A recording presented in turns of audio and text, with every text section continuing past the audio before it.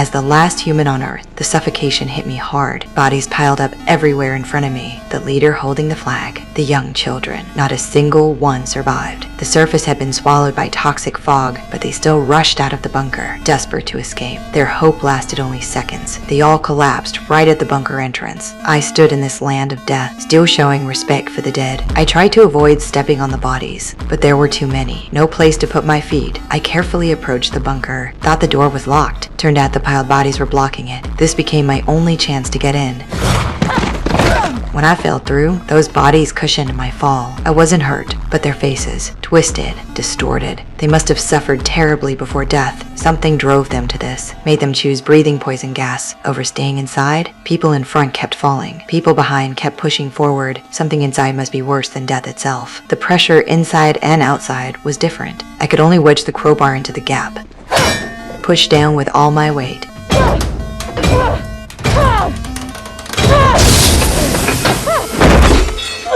Finally pried the entrance open. I rushed in, locked the door tight immediately. Couldn't let the poison gas seep in, but before I could catch my breath, I saw the damage on my suit. The tape had ripped open. If the poison gas got in, I'd die like those people outside. No time to waste. I rushed deep into the bunker looking for supplies. Whatever was hiding inside, I had no other choice. Survival, that was the only thought. I just found the disinfectant. The suit started leaking. Oxygen was escaping. I was suffocating. I tried to remove the helmet, but the pressure difference locked it onto my head, like it was welded on. This was the last protective suit, but I couldn't think about that now. I grabbed the crowbar, stabbed it into the visor.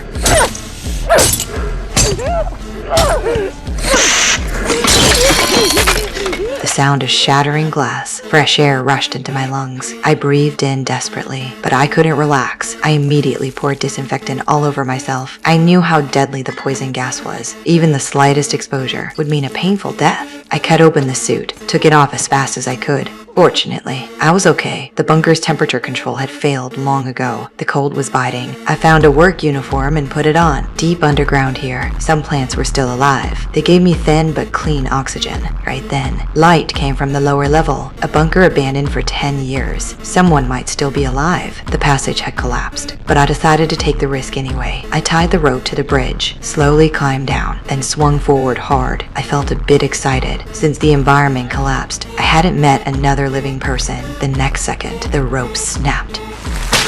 I was flung toward the other side, barely grabbed the edge of the broken bridge, but the surface was too smooth, nothing to grip onto. I fell into the abyss. Luckily, deep water was below. I plunged into it, didn't get seriously hurt, but the danger wasn't over. The rope on my foot tangled around me.